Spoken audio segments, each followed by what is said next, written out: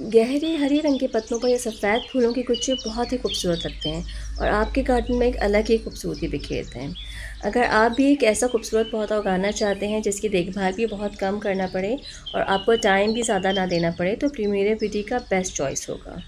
आजकल बारिशों का मौसम है, लेकिन फिर भी ये जो है बहुत अच्छी फ्लावरिंग कर रहे हैं, हालांकि इसे बहुत अच्छी सनलाइट की ज़रूरत होती है। तो चलिए मैं आपसे शेयर करती हूँ कि मैंने इतना लंबा, घना और फूलों से भरा पौधा जो है कैसे उगाया। लेकिन उससे पहले मेरी आपसे रिक्वेस्ट है कि आप मेरे चैनल को सपोर्ट करें by liking, sharing and subscribing.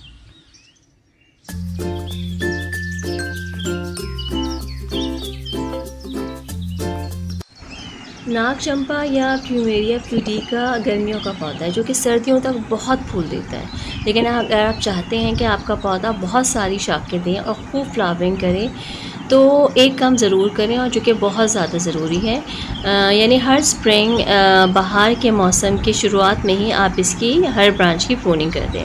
अगर आपके पौधे में सिर्फ एक ब्रांच है तो उसकी प्रूनिंग कर दें, क्योंकि अगर हम स्प्रिंग में इसकी प्रूनिंग नहीं करते तो ये पुरानी शाखों पर फूल नहीं देता।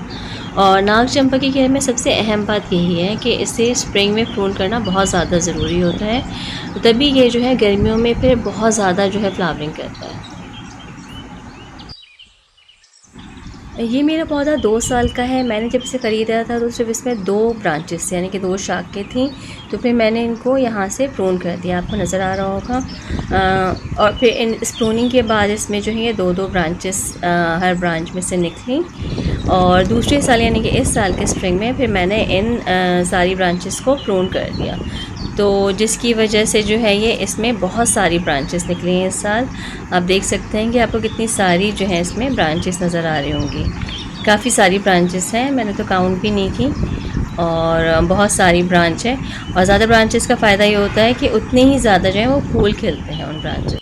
अच्छा, प्रूनिंग के बाद जो कटिंग्स निकली थी उनको मैंने इस तरह से अपने 5 इंच के पॉट्स में पुरानी सी मिट्टी में लगा दिया था, और अब इसमें नए नए पत्ते भी आना शुरू हो गए हैं। मैं आपको जूम करके दिखाती हूँ, तो आपको ये जो है नए इसमें पत्ते नज़र आएंगे। और नए पत्ते आने का मतलब ये होता है कि नीचे से रूट्स निकल गए हैं, यानी कि इनमें रूट डेवलपमेंट हो गई है।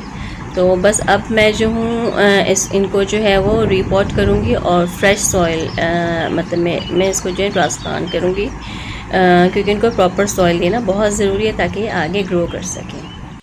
रीपॉटिंग के लिए जो मैं सॉइल मिक्स तैयार करूँगी वो बहुत ही सिंपल है। Garden soil, cocopeat, sand and compost बराबर बराबर लेंगे, और उसमें 1 मुट्ठी नीम केक पाउडर और 1 मुट्ठी बोन मील पाउडर आप जो है उसमें ऐड करेंगे और उसे अच्छी तरह से मिक्स करेंगे। दैट्स इट, और अच्छा सा सॉइल मिक्स तैयार है। और कंपोस्ट में आप वर्मी कंपोस्ट, किचन कंपोस्ट और काउडंग कंपोस्ट, कोई सी भी कंपोस्ट ले सकते हैं, तीनों ही जो है वो बेस्ट रहेगी। और आप इनको बहुत अच्छी तरीके से मिक्स करें, और आपकी ये जो सॉइल है ये पूरे साल के लिए काफ़ी होती है। फर्टिलाइज़र में 1 टेबल स्पून जो है बोन मील पाउडर और बनाना पील पाउडर देती हूँ हर महीने एक दफ़ा, क्योंकि ये दोनों जो हैं वो पोटेशियम और फास्फोरस रिच होते हैं, जो कि फ्लावरिंग में बहुत हेल्प करते हैं। पॉट साइज़ मैं हमेशा बड़ा ही लेती हूँ। इस वक्त ये जो पॉट है वो 16 इंचेस का है, क्योंकि ये प्लांट जो है वो बहुत तेज़ी से ग्रो करता है। आप इसकी हाइट देखें, इस वक्त 6 फीट का है, और ये अभी मैंने इसकी स्प्रिंग में ही प्रूनिंग की थी, लेकिन ये इतना ग्रो कर गया है। इसी तरह से जब ये इसकी हाइट बढ़ती है तो इसकी जो है रूट डेवलपमेंट भी उतनी ही तेज़ी से होती है। इस वक्त ये जो प्लांट है वो रूट बाउंड हुआ है। वाटरिंग के लिए बेस्ट यही होता है कि आप जो है वो मौसम देख के पानी दें। जैसे आजकल यहाँ पर बारिश हो रही है तो मैं पानी नहीं दे रही हूँ, उसको ज़रूरत नहीं है। लेकिन बाज़ दफ़ा टेम्परेचर जो है वो बहुत ज़्यादा हाई होता है, तो आपको 2 दफ़ा भी पानी देना पड़ जाता है। तो वाटरिंग के लिए बेस्ट यही होता है कि आप सॉइल चेक करें। अगर 3 से 4 इंच की सॉइल जो है वो ड्राई है तो आप पानी दे दें, और जब पानी दें तो बहुत अच्छी तरीके से दें कि एक्सेस वाटर नीचे से ड्रेन आउट हो जाए। लोकेशन प्लांट ग्रोथ में सबसे इम्पॉर्टेंट होता है, यानी कि आप अपने पौधे को किस जगह रख रहे हैं, क्योंकि पेरिनियल प्लांट जो होते हैं वो मुख्तलिफ़ जगहों पर ग्रो हो जाते हैं, लेकिन जब आप उसको उसकी परफेक्ट प्लेस पे रखते हैं तो उसकी जो ग्रोथ होती है वो बहुत आउटस्टैंडिंग होती है। यानी कि उसके जो लीफ होते हैं और जो उसके जो फ्लावर्स होते हैं उसका कलर बहुत वाइब्रेंट होगा, उसका साइज़ बहुत ज़्यादा बड़ा होगा, और वो जो पौधा होगा वो बहुत ज़्यादा घना होगा कि आप भी हैरान रह जाएंगे। तो इसीलिए जो है आप उसको जो है उसकी परफेक्ट प्लेस पे रखें। आप मेरा ये पौधा देख रहे होंगे कि इसके लीफ का साइज़, लीफ का कलर जो है वो कितना ज़बरदस्त है, और इसके जो फूल हैं वो भी कितने ब्राइट हैं। तो उसकी वजह यही है कि मैंने इसको बिल्कुल सही परफेक्ट लोकेशन पर रखा है।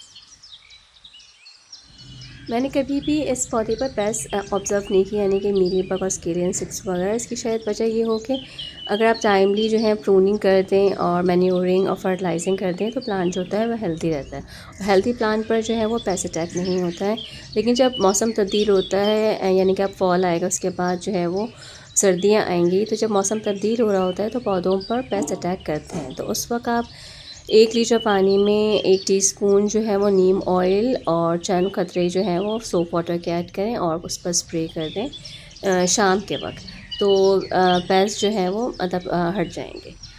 तो इसका ज़रूर आप ख्याल रखें, क्योंकि जो है वो अगर स्केल इंसेक्ट्स हो जाते हैं तो वो तो देखते ही देखते पूरे पौधे को जो है वो ख़राब कर देता है।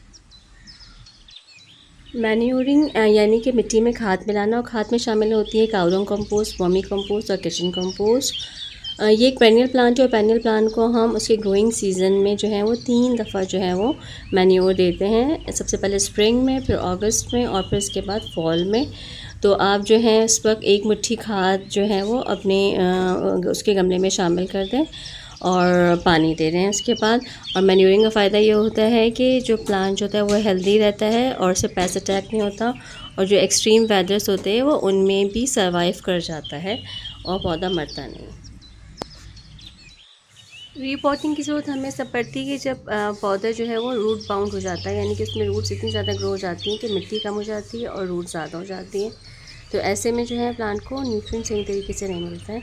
तो उस वक्त जो है हमें उस गमले को बदल देना चाहिए और प्लांट को जो है वो बड़े गमले में लगा देना चाहिए, या थोड़ी सी उसकी रूट्स को प्रून कर देना चाहिए। तो उसके लिए बेस्ट टाइम जो होता है वो स्प्रिंग होता है और रेनी सीज़न होता है। तो इन दोनों सीज़न्स में आप जो है वो आराम से रीपॉटिंग कर सकते हैं, और पौधा जो होता है वो शॉक में नहीं जाता। लेकिन अगर आप एक्सट्रीम कंडीशन, यानी कि बहुत ज़्यादा गर्मी में या बहुत ज़्यादा सर्दी में रीपॉट करेंगे तो पौधे के मरने के चांसेस बहुत ज़्यादा होते हैं। अगर आप बिगिनर हैं और अपना छोटा सा गार्डन बनाना चाहते हैं तो आप इस प्लांट यानी कि प्लूमेरिया प्यूरिका से भी शुरुआत कर सकते हैं, क्योंकि ये जो प्लांट है वो ग्रीनरी एक तो बहुत ज़्यादा देता है और फ्लावर भी देता है, और ये बहुत टॉल प्लांट होता है, और टॉल प्लांट हमेशा ही बहुत ज़्यादा अट्रैक्टिव लगते हैं आपके गार्डन में। अगर आपको इस प्लांट से मुताल्लिक़ कोई भी सवाल पूछना हो तो आप कमेंट में आराम से पूछ सकते हैं, और अगर आपको मेरी वीडियो पसंद आए तो इसे लाइक करें, मेरे चैनल को सब्सक्राइब करें और इसे ज़्यादा से ज़्यादा शेयर करें और मेरे चैनल को सपोर्ट करें। Thank you.